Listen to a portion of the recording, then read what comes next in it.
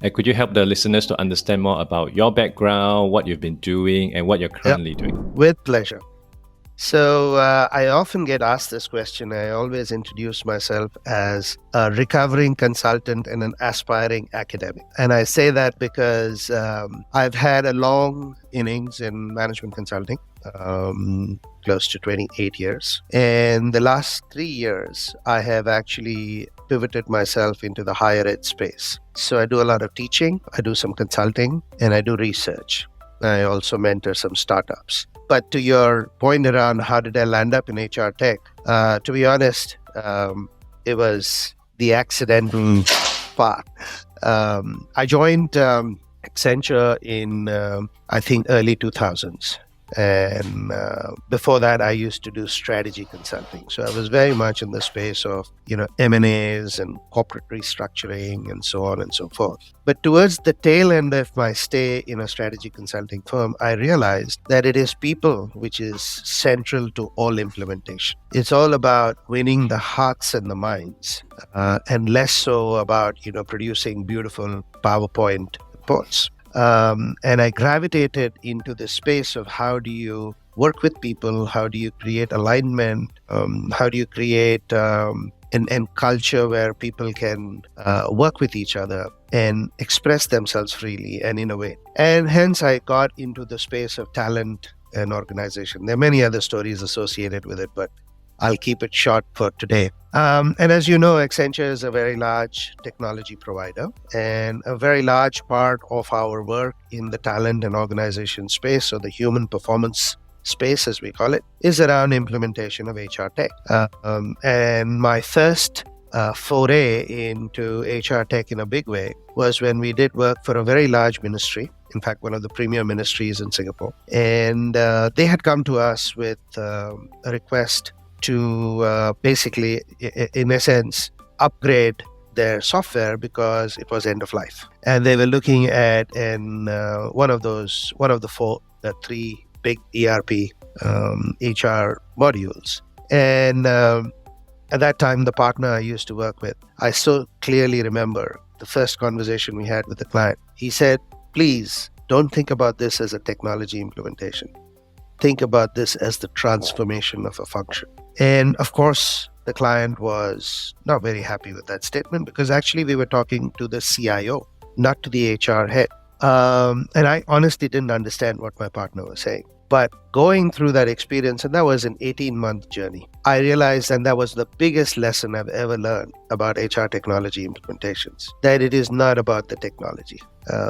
Technology is what you see, what you feel, what you experience. But to get that right, there is so much that needs to happen upstream and downstream. And so maybe, Adrian, over the period of the podcast, we can talk about some of those dimensions. But I hope I've given you a quick snapshot of who I am. And why do you think there's this natural inclination to look at technology first instead of the other way around? Probably because it's easier, right? It's simpler. The technology is out there. You have a vendor who can come in and implement it. So that's the easiest thing to do. The harder thing to do is to ask the question, why am I implementing this? What is the performance outcome that I want to drive with this new technology? And is the rest of the organization ready to receive it? So in other words, are you thinking about it as a system, or are you thinking about it as just a point solution of a particular technology? And that makes the difference.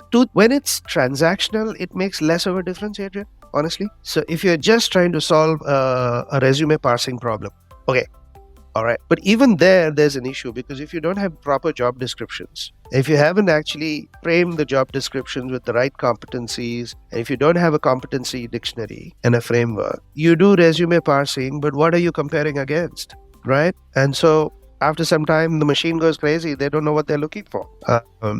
So I think this part of it, thinking through the whole thing as a system, is not something that comes easily to, I would say, most of us, right? Including me. I mean, I'll put myself in that category. So you have to force yourself to.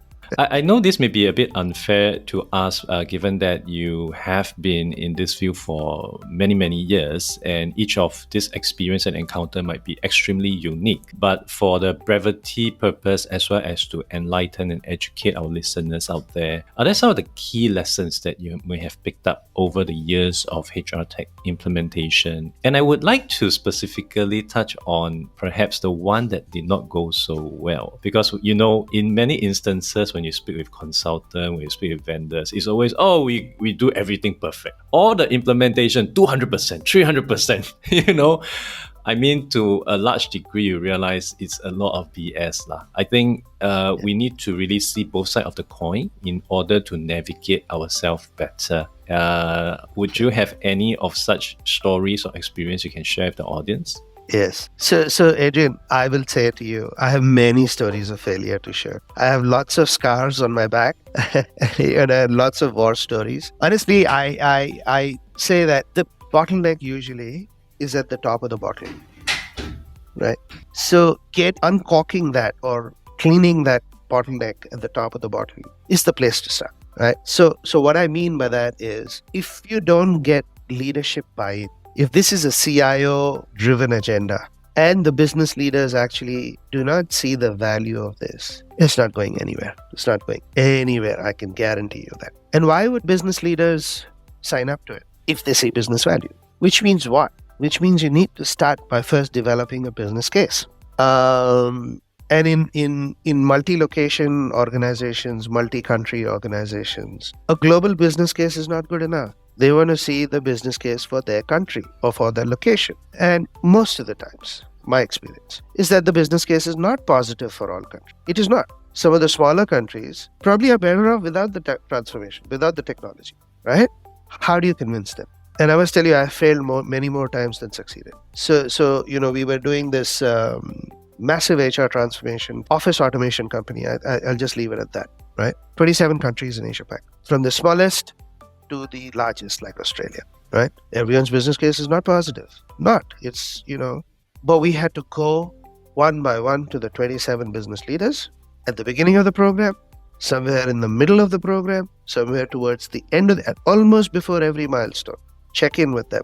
To some, we had to say, hey, I appeal to your larger role as a member of the Asia Pac leadership team, and not just as a leader of Laos. Sometimes you succeed, sometimes you don't. But if you don't have a harmony in that team and they all stand behind it, then you'll start seeing implementation challenges down the line. And in this particular case, we had to put a halt to the program because we couldn't get that buy-in. And then after a few personnel changes, we restarted. Eventually, we got it through. But, the other thing is, every business leader will say, my business is unique. And actually, from his perspective or her perspective, it is unique. Let's face it. But if you step back and look at it, it doesn't have to be so unique. So the other big challenge is standardization, harmonization of processes. And the cloud-based softwares are of no use if you don't standardize, even more so than the on-premise ones. And so that's the other challenge. And that's where it takes a long time. And people are impatient because they have, timelines to meet, and everyone wants to rush. And my learning, after having done this, 15 times maybe, is you have to slow down to hurry up. That's interesting. You have to slow down if you want to go fast. And you have to slow down in the early stages. You have to spend a lot of time in socializing, in agreeing on the why, on getting everyone on board.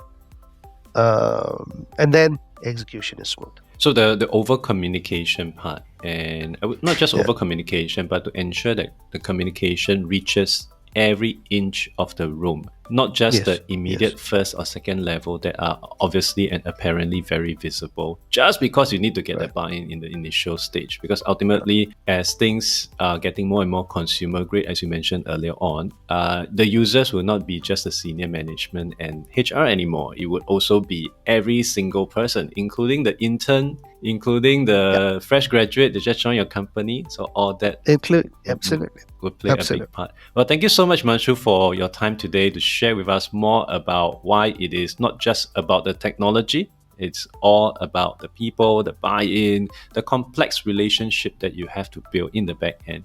And importantly, if anyone can't remember much from this episode, the key thing you have to remember is you need to move slow in order to move fast. And I love it. For people who may be keen to learn more about what you're doing right now, where can they go to? Look, so obviously on my LinkedIn page, I talk a lot about these things. I post. But the other place that I'm always available at is at SIM, Singapore Institute of Management, which is where I both teach as well as do some... I also lead their enterprise solutions business. So at SIM, we have several solutions which are around this space. So certainly they can go and look at that as well. Yeah. Awesome. All this will be in the show notes. Thank you so much, Himanshu, for coming onto the show today. Thank you. Speaking with you. Wonderful, Adrian. Thank you so much for your time.